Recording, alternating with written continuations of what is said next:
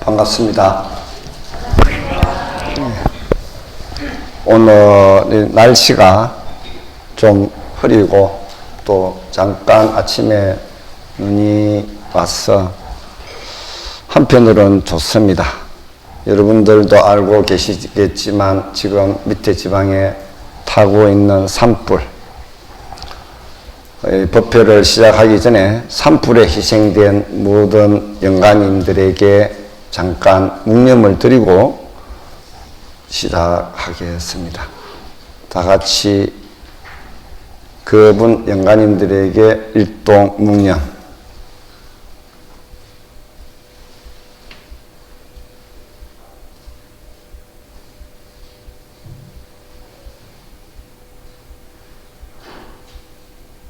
묵념 바로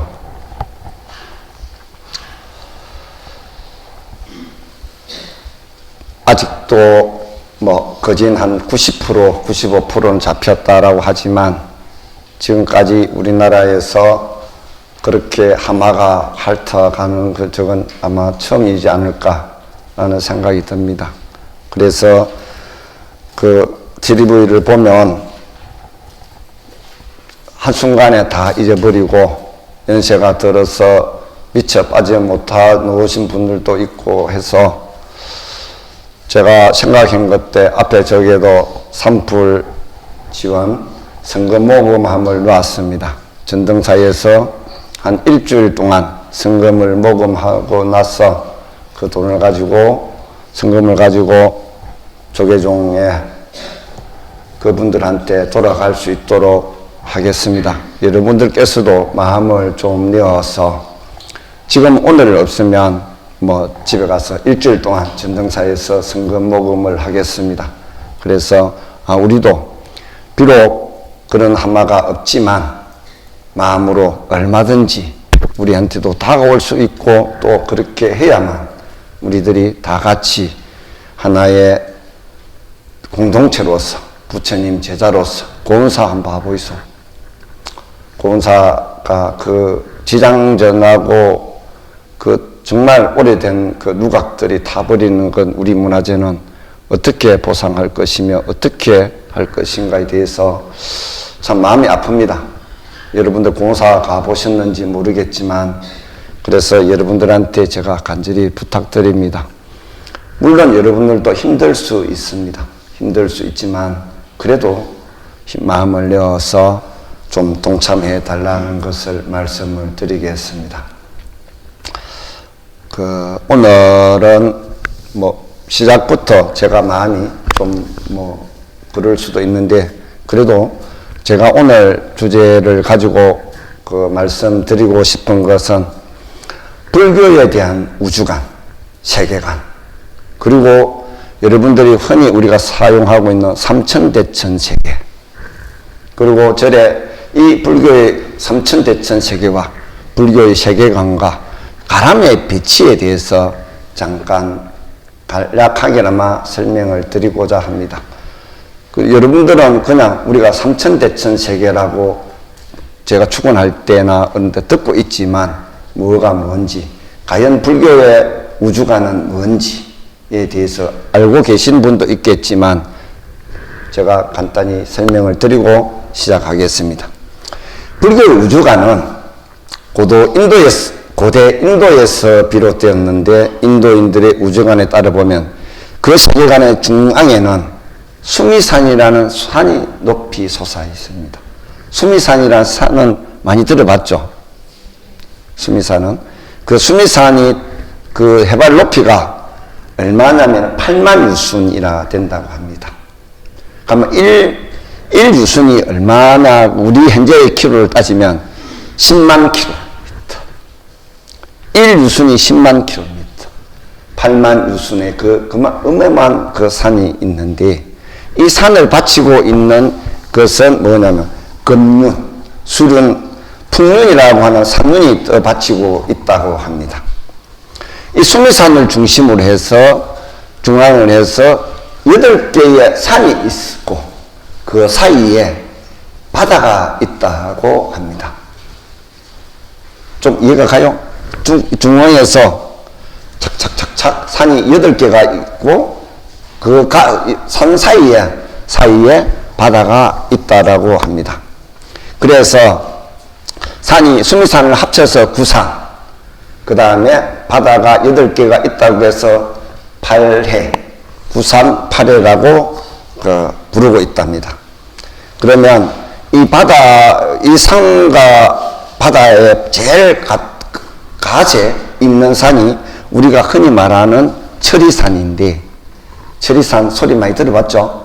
제 출근할 때 철이산인데 이 산 바깥에 동서남북 각 방향으로 4개의 대륙이 존재한다고 합니다. 4개의 둘이 동서남북, 동쪽에는 그 동성신주, 서쪽에는 우하주, 남선부주, 남쪽에는 남선부주. 제가 출근할 때 남선부주, 동양, 해종, 대한민국, 남선부주. 북구루주인데 이 중에서 우리가 살고 있는, 아까 제가 말했지만 잘 아시는 우리가 살고 있는 이곳은 남선부주입니다. 즉 수미산은 신들이 사는 세계입니다. 수미산 정상에는 제석천이 살고 있으며 중층에는 사천왕이들이 삽니다. 제석천과 사천왕이라고 할 때는 하늘의 뜻도 있지만 신들이 사는 세계라고 말하기도 합니다. 이런 천들은 어떻게 되어 있냐면은 색계, 무색계, 욕계, 색계, 무색계, 삼색으로 되어 있습니다. 그러면 이 3계에 대해서 구분된 것은 사세기 무렵에 인도 세찬 스님이 구사론이라는 책을 편찬하게 됩니다. 그게 이렇게 구분되어 가지고 있습니다. 그 3계의 천에서 구사론에서 세찬 스님이 구분해 놓은 것은 3계의 28천인데 우리가 새벽에 종을 칠 때 28분을 칩니다. 그러면 그 욕계의 6천, 색계의 18천, 무색계의 4천을 다 배분해 놨는데 그것을 다 합해 보면 28천입니다. 우리가 새벽에 종 소리를 들어보면 28분을 칩니다. 그러면은 욕계의 6천은 욕심으로 가득 찬 세계에서 기쁨을 누리는 경지이고, 그 세계 6천은 사왕천, 도리천, 야마천, 도솔천, 낙변하천, 타화자재천, 이 6가지가 욕계의 6천입니다. 여기서 많이 들어본 천도 있죠. 그러면 서쪽에는 이 중에서 그 사왕천은 수미산의 중턱에 있는데 중간에, 동쪽에는 지국천왕, 서쪽에는 강목천왕, 남쪽에는 정장천왕, 북쪽에는 다문천왕이 살고 있다고 합니다. 이들 사천왕은 도리천의 천주인 제석천을 섬기며 팔부 신중들을 지배하고 있습니다. 여기에 그 사왕천의 하루는 인간의 50년이라고 합니다. 인간의 50년이 사왕천의 하루라고 합니다. 그 수명은 100세이므로 인간 세상으로 그 환산한다면 82만 5천 년이라고 합니다. 사왕천에 82만 5천 년. 핸드폰 끄이소. 그러면 도리천은 수미산의 정상에 있는데 제석천이 관장을 합니다. 도리천의 하루는 인간의 100년이라고 합니다. 인간의 100년. 수명은 1000세. 수명은 1000세인데 인간 세상에 그 날짜를 환산하면 3650만 년이 그렇게 된답니다. 그러면 우리에게 부처님께서 마야 부인을 위해 석 달간 설법을 한 올라가신 곳으로 잘 알고 있죠. 도리천. 그건 무려. 그래서 이 불상이 우리 앞에 생겨났습니다. 올라가고 나서 안 계시니까 많은 중생들이 부처님을 그리워해서 이 불상과 탑을 만들게 된 기분입니다.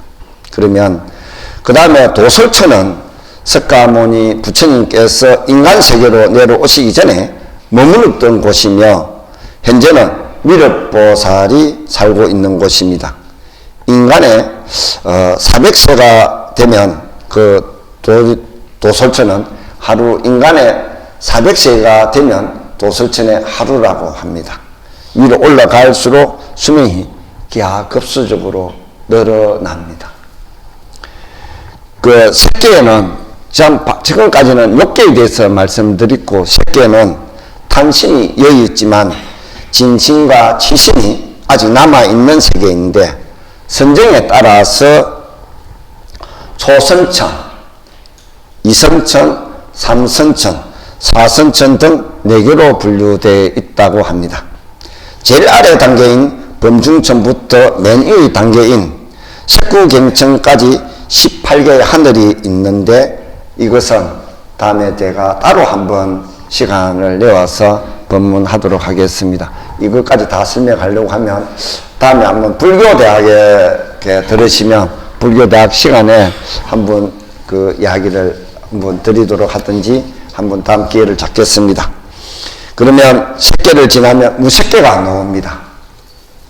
욕계, 색계, 무색계, 천상에 지금 색계를 하고 있습니다. 그러면 이곳은 탄신과 진심은 모두 사라졌지만 아직 나라고 하는 상을 모두 버리지 못함으로써 약간의 진심이 남아있다라고 합니다.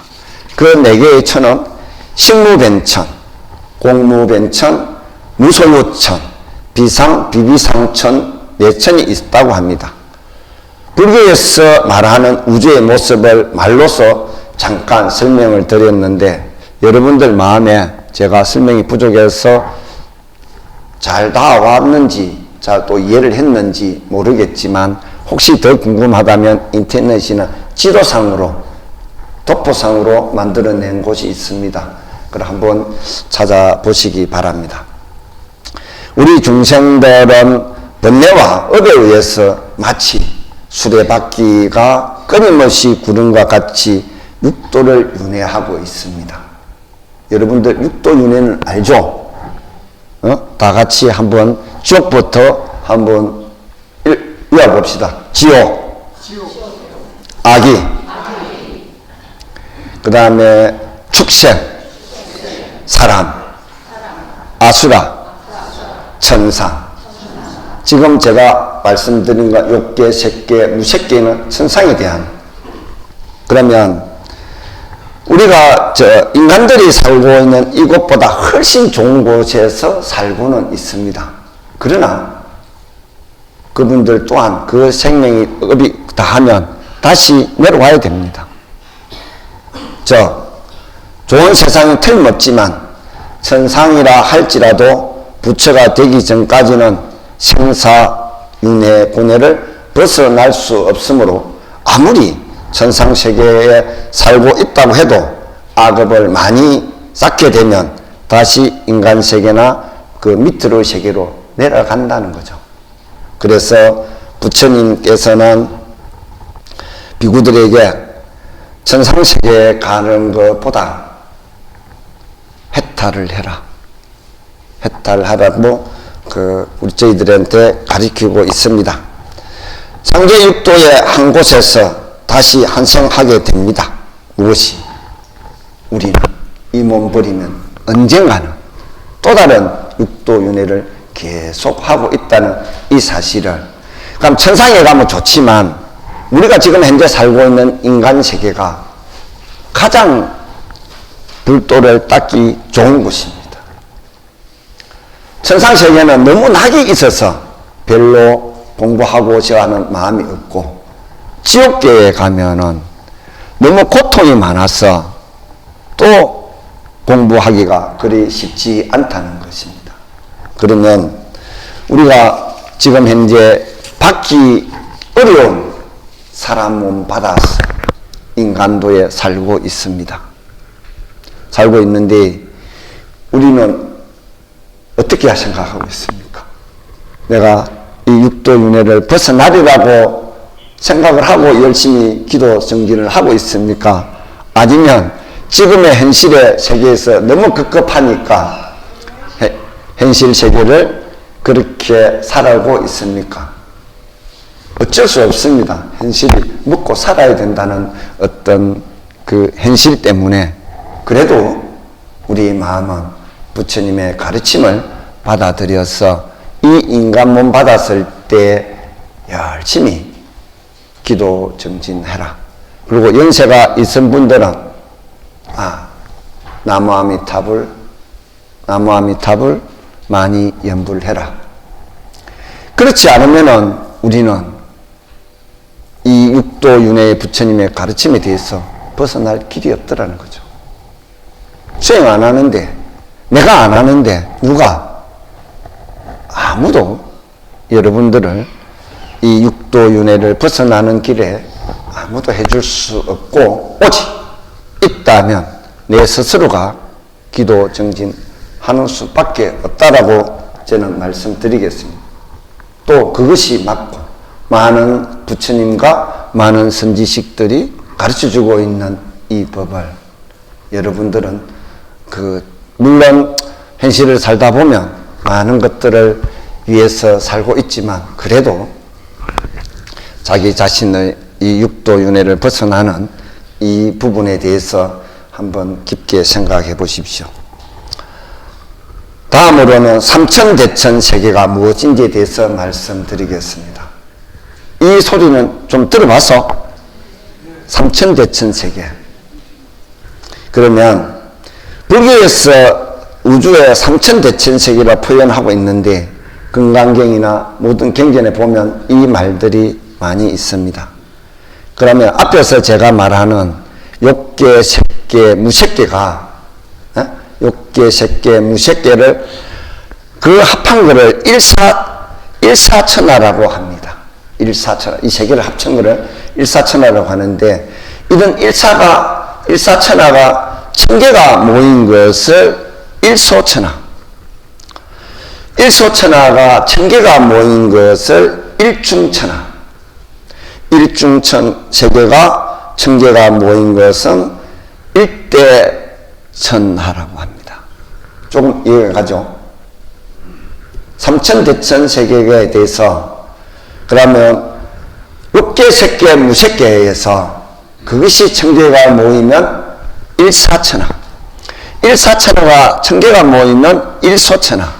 일소천하가 천개가 모이면 일중천하.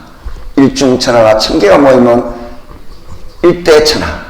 이 일대천하 속에 또 소천, 중천, 대천이 있다고 합니다.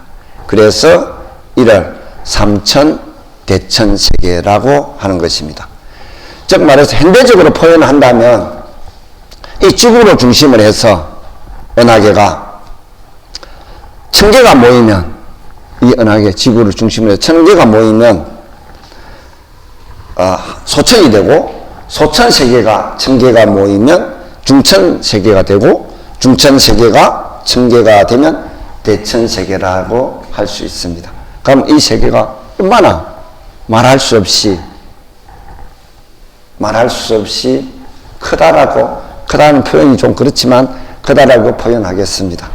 그러면 그 인도의 당시는 가장 큰 규모의 세상을 나타낸 것으로 보입니다. 삼천대천 세계를 한 분의 부처님이 통솔하는 세계 한 분의 부처님이 교화에 미치는 영역으로는 일불국이라고도 했다고 합니다. 한편 우주는 이 법계의 우주는 12억 8천만 년의 주기로 성 이루어졌다, 주 머물었다, 계 머무러져서 공, 성주 계공으로서 탄생했다, 소멸되는 동시에 무너지고 동시에 일어난다고 합니다. 그 성주 계공은 만유의 온갖 법이며 생매를 하고 변화하는 모양을 말하는데 생주 이멸과도 같은 말입니다. 하나의 사물이나 현상이 아니라 강대한 우주도 탄생해서 존속하고 파괴되고 사멸한 모습을 4급으로 나누어 설명하는 것이 성주계공입니다. 이 성주계공에 대해서도 여러분들 이 용어를 많이 들어봤죠?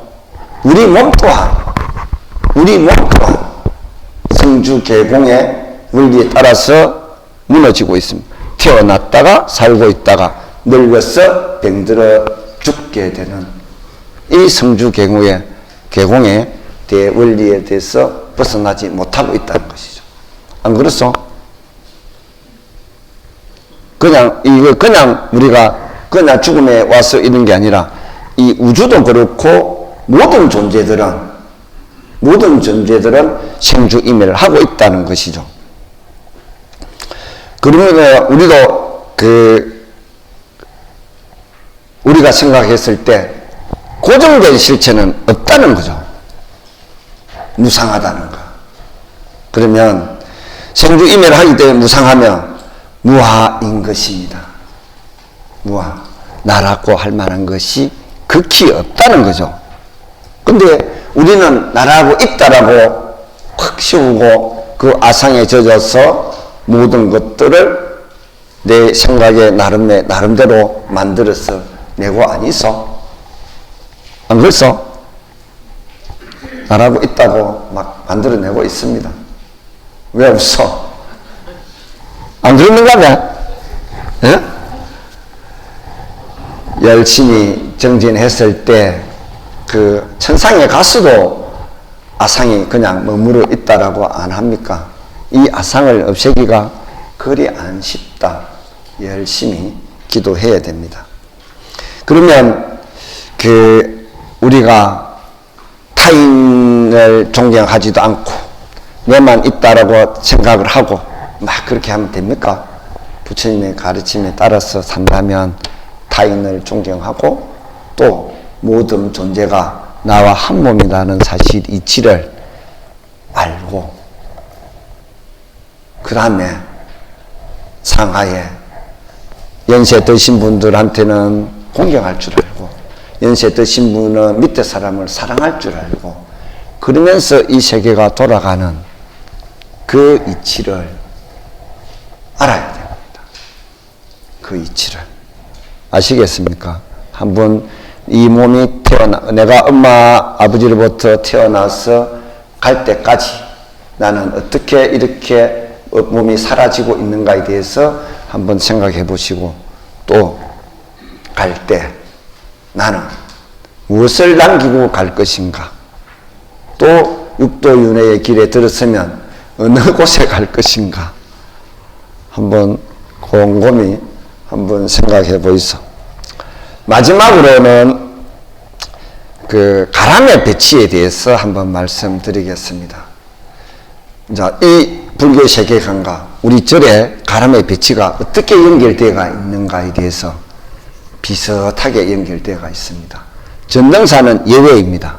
전등사는 성으로 되어 있기 때문에 예외인데 통도사나 큰 본사에 대해 가람의 배치에 대해서 한번 말씀드리겠습니다.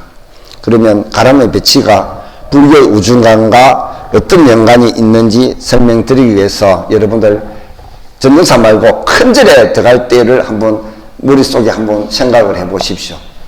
여러분들 제일 첫 번째 절에 들어가면 뭐가 들어갑니까? 예. 일주문이죠.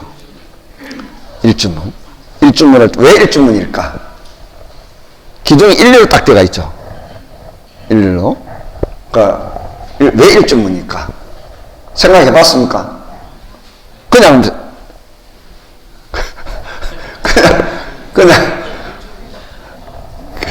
생각을 해보죠. 왜 일주문일까? 그러면 수미산을 중앙을 했을 때 수미산 입구에 일주문이 있더라. 우리 가람의 배치에. 그럼 일주문이 있는데, 그럼 왜 일주문일까 생각을 안 해봤다 하니까, 천문지 들어가는 입구인데, 신성한 곳에 들어가기 때문에 마음을 정하고 한 마음으로 또 내가 가지고 있는 마음이 번뇌망상을 다 내려놓고 한 마음으로 들어가야 된다. 일주문. 이해가 가요? 그냥 우리 생각 없이 그냥 들어가죠. 아무 생각 없이. 그러면 우린 전명사는 어디가 일주문이니까? 그렇죠. 남문을 일주문으로 보면 됩니다. 남문을 일주문을 보면 되고, 그러면 여러분들이 남문 종해루가 들어가 있죠. 그게 남문을 일주문으로 보면 됩니다. 그러면 일주문 다음에 여러분 큰절에 가면은 어떤 문이 있었습니까? 예? 사천왕문. 건강 역사가 지키고 있는 건강문이 있습니다. 건강 역사가 한 분이 이리 지키고 있는. 건강 역사가 이 분이 왜 있느냐 하면 모든 잡신과 악기들을 물리치는 그 역할을 하고 있습니다. 그 다음에 수미산 중통의 약사는 아까 제가 약간 말씀드렸던 사천원에 있는데 일주문과 건강문 다음에 거쳐야 할 문으로 사천왕문이 있습니다. 사천왕문은 여러분들 가장 많이 보죠. 네 개의 왕. 그럼 이분들도 천문이는 인도의 신이었다 합니다. 인도의 신이었는데 부처님한테 기해서 불법을 옹호하고 또 도량을 옹호하고 그렇기 때문에 사천왕이 있는데 동방에 있는 사천왕 여러분 생각 한번 해보시죠. 하도 많이 봤으니까. 동방에 지국천왕은 복음을 지고 있고 서방은 강목천왕은 삼지창과 보탑을 들고 있으며 남방에는 정장천왕과 여의주를 지고 있으며 북방에는 담원천왕은 비파를 잡고 있는 행상을 하고 있습니다. 이 모습을 많이 봤죠? 예. 사천왕 통과할 때 양쪽으로 인사하이소. 합장 반배하이소. 그냥 쑥 들어가지 말고 하요? 예, 사천왕한테 그렇죠. 합장 반배 꼭 하이소. 그래야 됩니다. 그러면 그 다음에 통과하고 나면 어떻게 됩니까? 또 문이 하나 더 있죠. 불이문이 둘이 아닌 경지를 통과를 하게 됩니다. 둘이 아닌 걸 통과하여 부처님 세계에서 둘이 아닌 도리를 깨닫는다면 해탈문이라고도 하죠. 해탈문.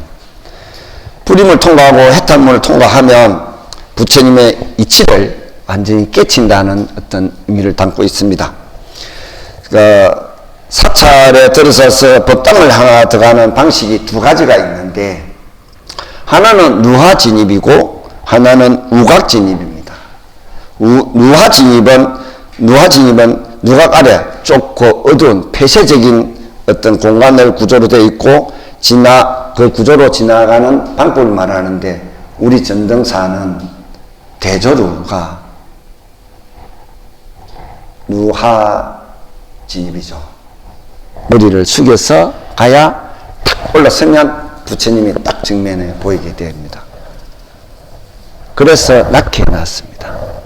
옛날 양반들 갓을 쓰고 꽃보다 부처님 앞에 올라가면 통과할 수 있겠습니까? 머리를 숙여야 될 거예요. 그래서 여러분들 대조로 통과할 때 그때 머리라도 잠깐 그 마음을 내고 그래 통과하셔야 됩니다.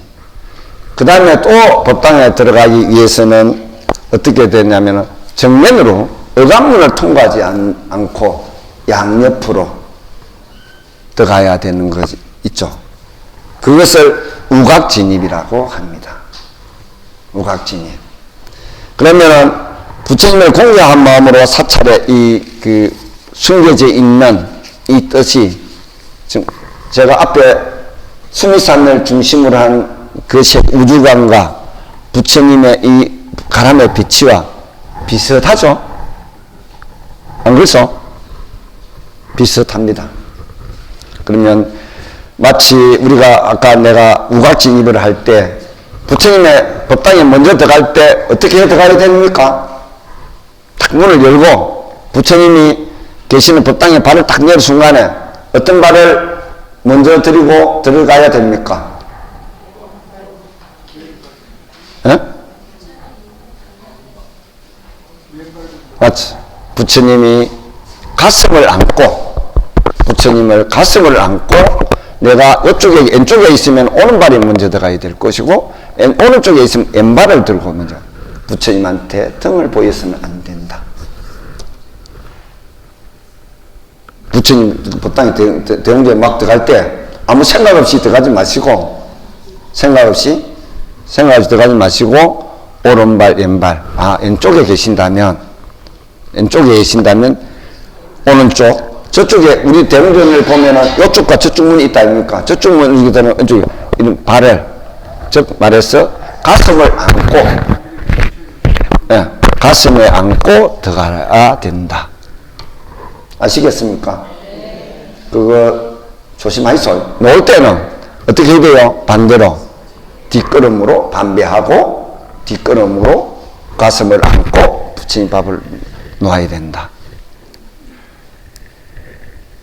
조금 이해가 갑니까? 네, 그렇게 해서 법당에 출입할 때나 또는 어른 스님들이나 또는 우리가 법당에 그냥 내가 먼저 생각 없이 막 들어가서 삼배부터 먼저 하는데, 절도 여러분들 삼배 부처님 법당에 딱 들어가서 합장 반배하고, 그 다음에 삼배를 하고 또 합장 반배하고 정성껏 그렇게를 하십시오.